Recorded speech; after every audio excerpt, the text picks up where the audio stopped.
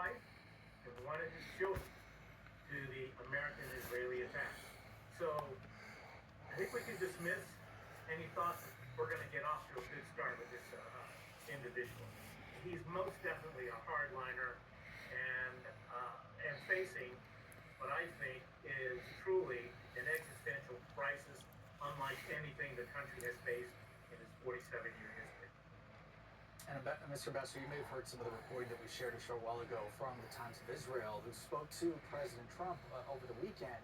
The president telling that platform that it will be Washington that will have a final say over when this war with Iran ends, but certainly would do that in collaboration with their Israeli counterparts. Do you see President Trump perhaps redefining what he considers a victory in this war, especially if there are no signs of the Iranian regime willing to offer this unconditional surrender that the president is asking for? Well, to be perfectly honest, it was unclear what the president truly wanted, what his objectives were when the war began. Of course, the president did not go to Congress as is constitutionally required, where he would have been expected to spell out clearly what American objectives were going to be in Iran. So we really don't know, and it's been a moving target since the war began. The president made comments about turning the country over to the Iranian people, that it would be in their hands, and that they would finally control their future, and it's sort of transferred to taking out the various weapon systems and the command and control, and then the leadership. We've even heard regime change. And now it's unconditional surrender. The fact is, in my view, that we have very few levers other than to continue bombing in determining the future of the Iranian government. We're not going to send ground forces there. I think that's pretty clear. There has been some talk about it, but I would be shocked if that were the case, simply because the American public would react pretty strongly against that. So we have limited ability, in fact, what kind of government the Iranians put together. And we're seeing that now with the naming of the previous Supreme Leader's son as the new Supreme Leader. And I don't know that there'll be much communication taking place between the two sides as long as he is in that position.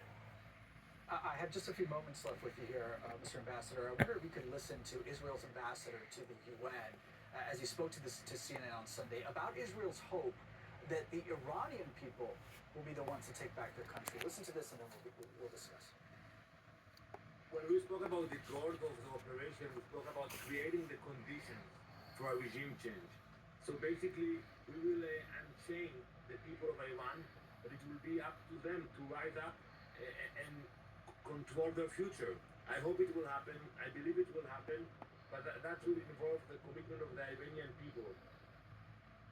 He sounds hopeful, Mr. Ambassador, but how can that even happen with one hardline leader being replaced by another? Well, it's a very, very tall task, and we've seen that. We go back to January and the demonstrations that took place, in which an estimated 20 to 30,000 of those demonstrators were killed or executed in prison. Iranians pay a very high price when they take to the streets. And we've seen that we saw that in 2022, we saw that in 2018 and 19, and in 2009. This government is committed to its own survival and will not stop short in eliminating any apparent opposition. And so if the Iranian people take to the street, as the Iranian ambassador mentioned, it's going to be at a high cost.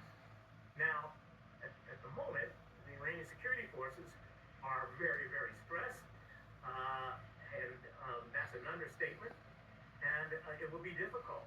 It will probably take more time, more of the security infrastructure and apparatus and personnel to be taken out before they can consider moving. But there's no leadership among this opposition.